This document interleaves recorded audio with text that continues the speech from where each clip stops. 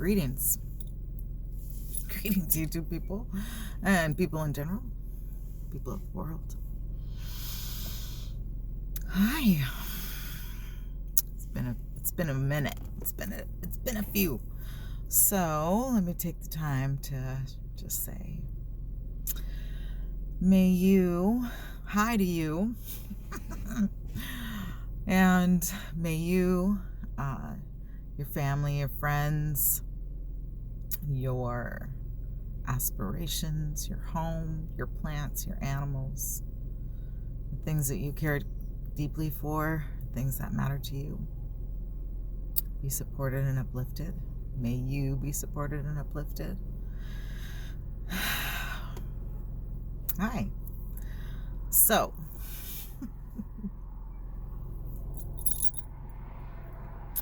today is Jupiter's Day. Oh, it's Friday. I was like, so Monday was, it fell on the actual new moon, right? So that's where that falls in. I've been recognizing that okay, so I recently learned that I've been wrong about the moon. I hate to be wrong. I admit it. Especially in these kind of videos where I'm like sharing information. So I recently learned that the moon does not actually control the woman's cycle or the waters. So I did a little meditating and checking in with the planet, and the planet is like, I control the waters, which makes sense. Like, why would I think it would be outside of the planet to control her own waters? And some other things about the moon. And I mentioned it to my brother about the man in the moon, it was one of my other friends. And they said, yeah, don't you remember that story as a kid? I was like, I do remember that story as a kid. As a matter of fact, that's what I thought of. And I also just heard someone speaking about kind of their culture, and they talked about how they said that he likes you. That's why the moon follows you. Specifically called the moon and he. And Thoth called that being called their selves basically the god of the moon, or followed the moon god, right? And I know that that's some of the names. If we go back into Chem and even like the Sumerian writings, some of the deities, so to speak, would be named after the sun or the moon. So one of my friends posted on here that, we're planetary. We actually reflect the planets and the moon and the stars, and that's like, we've been hinted to this, and this is, I think, like the elementals of who we are and what we're capable of, even with what's going on right now, which I also want to talk about, even though I don't want to talk about it. I don't want to talk about it because of the controversy, but I want to talk about it. Anyhow, back to the planets and such, and the moon. So she mentioned that our periods will link up, or what I call the moons, but now I'm going to call it the cycles. Our cycle, our bleeding cycle, because that's really what it is. Our fertile cycle, is that also what it is? I guess it is. That's what it would be, our fertile cycle. And that's what it means. We're bleeding while we're fertile. How interesting is that? Well, that must match to the magic. It's part of the magic. Okay. That just happened while I was videoing. That's interesting. I love when that happens. It's also interesting. Okay. So, when our planets align with each other as the feminines and probably the masculine, right? Then our bleeding cycles will match. And I was like, that makes sense. And it makes sense that the moon would control her own waters. I mean, the planet would control her own waters. And in the story that I heard from a planet, about the planet, the moon is old, and it's part, all the moons are stabilizers. Are they watchers?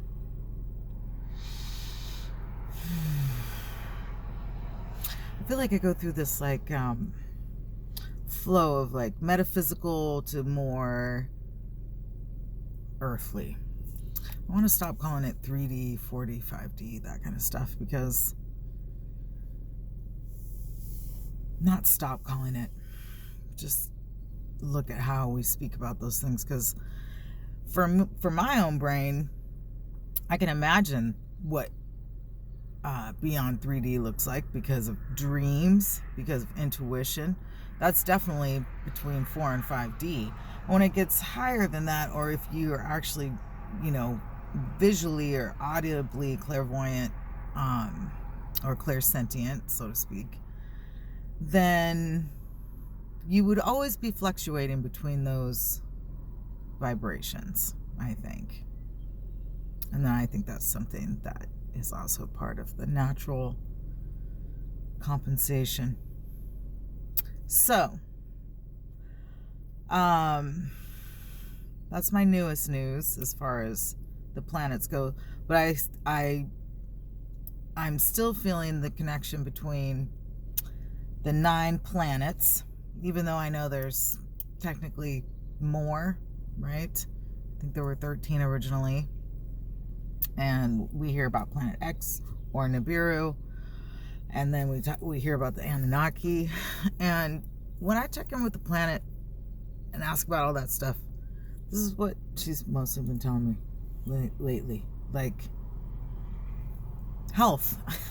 Health and healing is the most important, which is the ultimate reason why I got on this video. So I'm gonna mix it in with like mental health, emotional health, and then physical health, and like my own experiences. And I'm already feeling emotional, of course, because I'm seeing and feeling that really what's happening right now is like a call to really ask questions, to trust ourselves as best we can. My question right now is, so I think there's some cognitive dissonance going on, and I think there's a perpetual for separation going on here, and it's dealing with health, but it's not recognizing healthy, logical choices, I think, because this new mandate, I want to look up that word. What does mandate mean? I think we're compensating for that word as well. Is to, I think, perpetuate the made up mental health issue of calling people conspiracy theorists. I think really what conspiracy theorists are people who question and take things logically, actually. I mean, a conspiracy theory might be like, well, there's so many that have actually proven true. It's hard to make one up. Conspiracy theory would be that there are no aliens, or that there are aliens, right? And all the tons of proof from all over, said proof from all over the world that there are aliens, okay? And so before these things came out, people who thought there were aliens were called conspiracy theorists or had conspiracy. What about people who felt like they've been abducted and things like that? Like, so health. So to me, one of the first things that it's this combination of like emotional backing of theories, right? Of information that we've been given, and then how we, quote unquote, digest that or express it in the world. And mostly what I'm seeing is fear behind death, which is something that I'm under the impression from so many writings that we actually have the capability of living at least for hundreds of years. And people are starting to live longer. So they say. I mean, we have so much writings, and not that I believe all writings, but we have oral stories as well that speak about beings that have lived for a long time. When I went to school when I was younger, I had learned that the pharaohs ruled for thousands of years. And I remember thinking, what? How do they do that? And then over time that changed. And so even part of me is like, did I learn that? Did I make that up?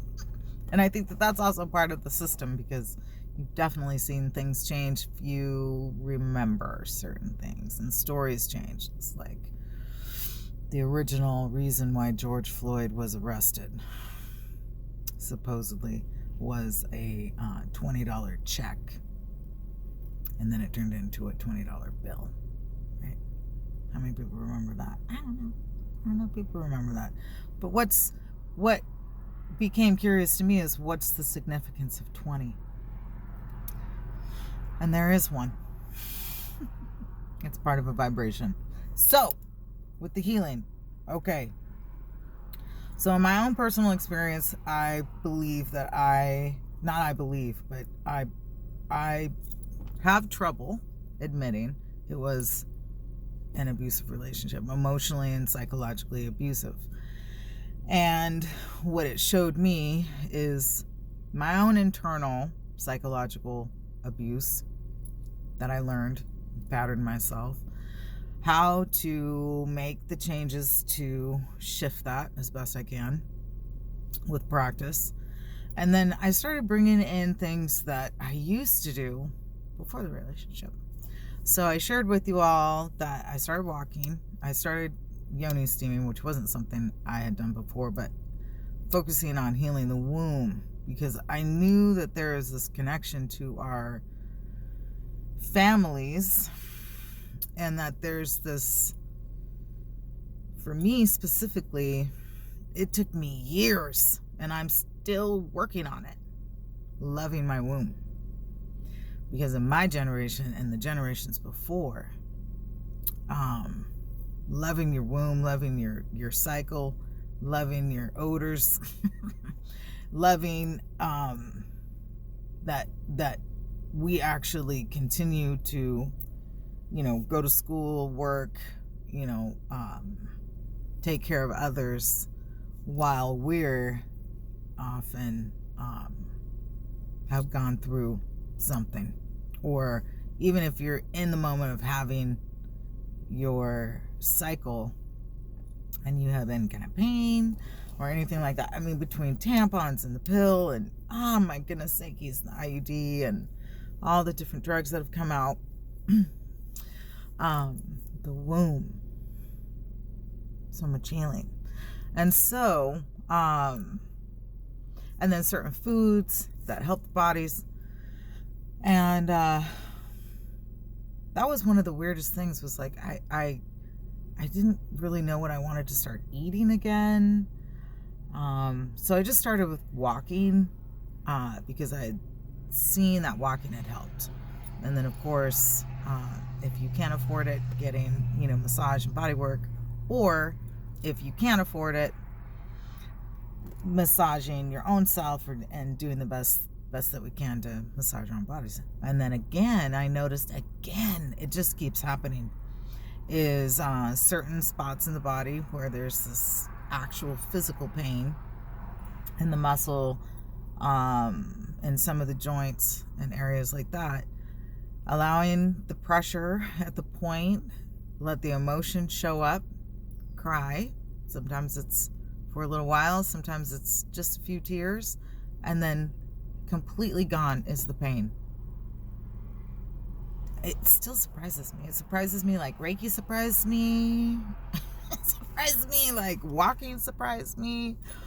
I mean, when you're doing it and you continue to feel good, it's like you forget that there was a time when you didn't feel so good, and then by doing these practices. So that's the other thing. The calcium bentonite and the diatomaceous earth, bringing those back in. So that was rough, because the more and more you're detoxing, sometimes you just don't feel good.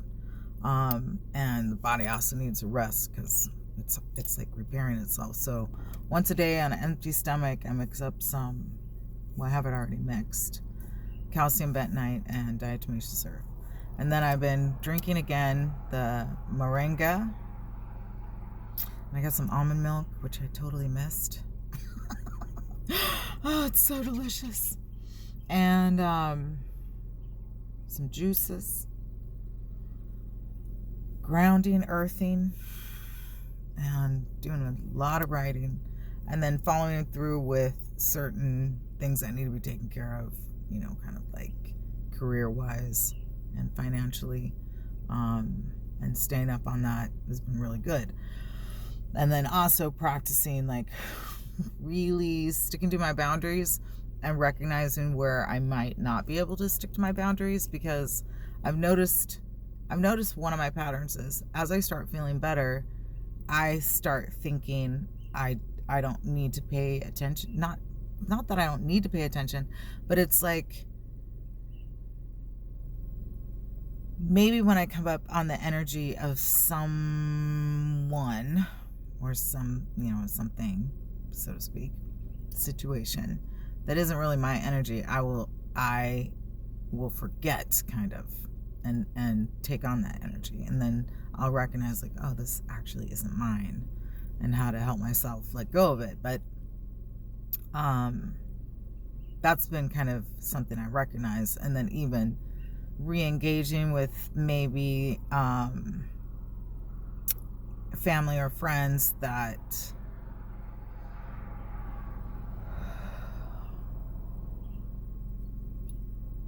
they're going through their own experience, don't totally relate to some of the sensitivities that I may have, and being able to recognize that and then still set healthy boundaries without being a jerk. And then also recognizing, like, sometimes I might have to be what is considered a jerk and not worry about it, because that was also part of the lesson.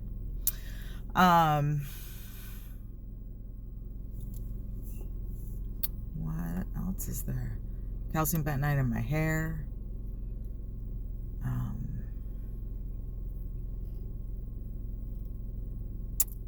Bathing, the yoni steaming, and then a little bit of extra on the outside, like learning stuff. I started doing some art again, which is really cool. And so, like,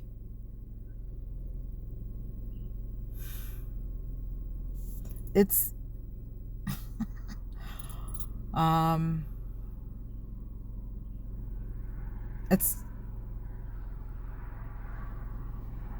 I don't really know what to say. It's interesting, and it's unexpected in good ways.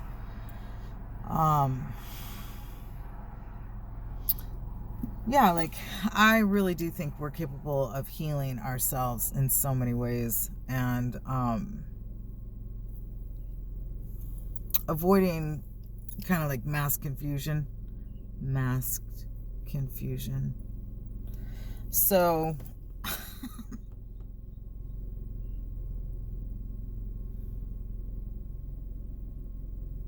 yeah.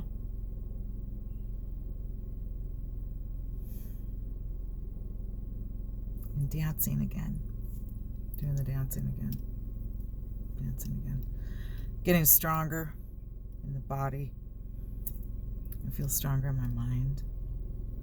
And spending a lot of time not talking, which I'm not used to. I will admit, I like doing a lot of talking, but I'm learning that that's energy. I'm gonna try to save it. So, yeah, I think I would share the most healing things that have happened and then like basic little small rituals, like taking time for myself, doing the walking, taking care of the animals, taking care of the house as best I can, one thing at a time, doing some clearing, practicing letting go of things, letting go of certain ideas, and recognizing also that those moments will show up, and that's still pretty perfect. I think there was something else I wanted to mention. All right, so the basic message from the planet is, and other people have said this, I like watching Adrienne Elise on YouTube with her Gaia updates. She mentioned this, and it makes sense.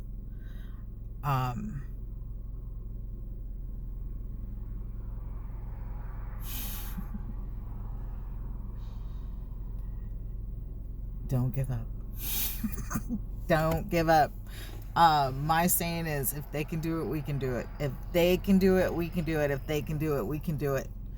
And so, if anything, bring in your own daily, hourly practice of focused intention of, I mean, it's already happening, kind of like the outing of this hidden ritual agenda. And so the more we take care of ourselves, and the more we share certain information, like the self massage. Oh my goodness. I mean, okay, let me give you some hints as far as that's concerned, because I'm utterly amazed at it. I'm really utterly amazed. If you could get one of those S-curved things, I can't remember what they're called right now. Massage Buddy, I think it might be called. And because it has little knobs on it that you can adjust around your body. And the more you practice with it, you'll be able to find, like, you can put knobs on your neck and then put like the under part under your arm so that it's massaging your neck and your arm at the same time. And cups, if you get the little suction cups, the cupping cups, and get yourself some, healthy oil. You can use olive oil, coconut oil, and peanut oils, avocado oils, even castor oil, anything you can eat, right? Which you can technically eat castor oil, but don't. Use it topically, it's better that way. And then you can place them in a row on certain muscles. Like, I like to use my arms, especially around your wrists and your hands, massaging your hands. Okay, you can get rocks and you can put them in the freezer, or you can put them in a pan and heat them up. And you can do both, and you can do hot cold treatment. That's wonderful. If you need the hot right away, you can heat up the stones, put another bowl of like cold water next to it, get a scooping spoon, dip the hot stone in the cold water, and then apply it to wherever you might need some healing. You can also lay on the stones. You can get some racket balls, tennis balls, golf balls. You can lay on those. You can get like rounded, there's some massage tools that you can lay on and that you can use. You can use the bottom of your feet. You can massage your feet and your hands, and they will refer to other parts of your body. And what I suggest is, if you're in a safe place, meaning like no distractions, and where emotional expression is accepted, let your emotion out. and watch the healing. I would be interested to see if in like the ticklish mode, oh, I'm running out of time, if you let the giggle go for so long that the muscle would relax. I don't know. Self-massage, the emotion, and then yeah, meditation, rest, bathing, walking. Thanks for watching. Thanks for sharing. Thanks for subscribing. Oh my gosh, I've been forgetting to say thank you for, now I'm over 200 subscribers. That's pretty awesome. So thanks for subscribing and watching and sharing. And until the next time, may you, your families, animals, land, air, plants, friends, be favored and uplifted.